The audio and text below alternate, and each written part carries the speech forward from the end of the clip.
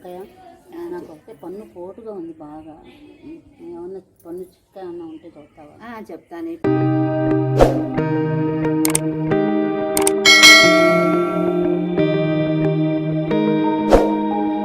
అంకయ్య, నాకు ఒకటే పన్ను పోటుగా ఉంది బాగా.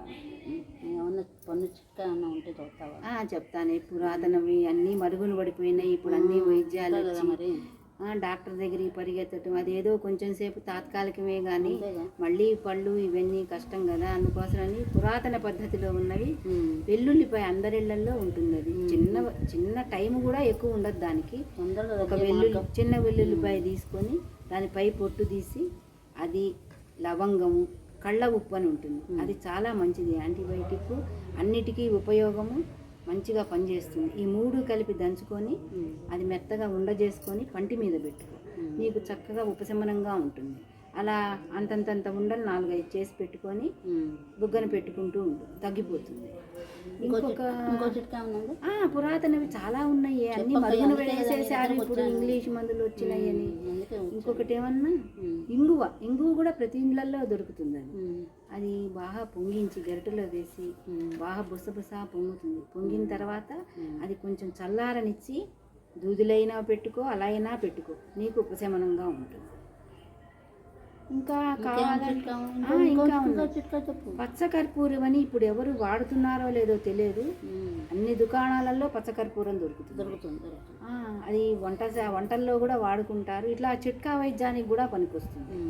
అది పిల్లలకు కూడా జలుబు చేసినప్పుడు కూడా వెయ్యొచ్చు అనమాట. అది దాంతో అన్ని ఉపయోగాలు ఉంటాయి. పెద్దలకి పన్ను నొప్పి వచ్చినప్పుడు అది కొంచెం మెత్తగా పొడి చేసుకొని అరచేతిలో వేసుకొని ఇలా అనుకుంటే నీకు పొడి అయిపోతుంది. ఆ పొడి తీసి దూదిలో పెట్టి ఆ పంటికి మీద పెట్టకుండా పంటి పక్కన పెట్టు, ఎక్కడ పన్ను పుచ్చున్నదో దానికి పక్కన పెట్టు. ఆ ఘాటుకి ఆ నొప్పి అనేది చిన్నగా ఉపశమనంగా ఉంటుంది, నువ్వు కొంచెం లేవగలుగుతావు. ఇంకొకటి చిట్కా ఉన్నది, లవంగంతో చేస్తారు. డాక్టర్ దగ్గర కూడా పోలేము, లాక్డౌన్ కదా. అందుకని ఇలా పిప్పి పన్ను వచ్చినప్పుడు నేను కూడా అలాగే చేస్తూ ఉంటే ఒక పన్ను తగ్గింది నాకు. నీకు కూడా అందుకే చెప్పగలను. అందుకే కదా నేను నీ దగ్గరకు వచ్చాను అడగటానికి. అందుకే నీకు నేను చెప్పగలుగుతున్నాను. లవంగం కొంచెం గరిటెలో కానీ బాండీలో కానీ వేసి వేడి చేసి అది చల్లారిన తర్వాత పొడి చేసి అది దూదిలో పెట్టి ఆ పన్ను పక్కన పెడితే ఆ ఘాటుకి ఇదవుతుంది. అదొకటి నీకు చక్కగా పనిచేస్తాయి, ఉపశమనంగా ఉంటుంది, పని చేసుకోగలుగుతాం. లేదు అదే కదా, వేస్తేనే మనకు పన్ను కొడితే పని ఏం చేసుకోగలం. అది ఎక్కడ ఏదైంది బాగా అర్థం కాదు కదా.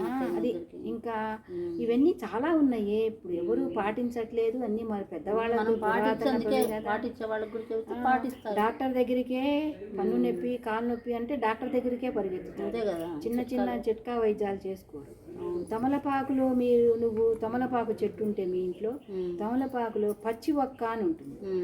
దుకాణాల్లో అడిగితే ఇస్తారు. తాంబూలంలో పెట్టి ముత్తైదులకు కూడా ఇస్తారు. పచ్చి ఒక్క ఇస్తారు. ఆ ఒక్క 2 కలిపి మెత్తగా చేసుకొని ఉండలాగా చేసి ఆ పంటి మీద పెట్టుకున్నా నీకు ఉపశమనంగా ఉంటుంది. దానివల్ల నీకు ఎటువంటి ఎఫెక్ట్లు రావు. ఇవన్నీ లోపలికి వెళ్ళినా ఏమీ కాదు, మంచిగా ఉంటుంది. ఇంకా తులసాకు మెత్తగా పొడి చేసి మెత్తగా చేసుకొని అది పెట్టినా నీకేం కాదు, నీకు శుభ్రంగా పన్ను నొప్పి తగ్గిపోతుంది. ఈ చిట్కాలు పాటిస్తూ ఇంకా ఏమన్నా కావాలంటే చెప్తా. మనం పాటిస్తూ వేరే వాళ్ళు నువ్వు పాటిస్తూ ఉంటే నలుగురు మన చూసి పాటిస్తారు పన్ను నొప్పి వచ్చినప్పుడు. అంటే బయటికి వెళ్ళలేని పరిస్థితి కనుక కరోనా టైం కాబట్టి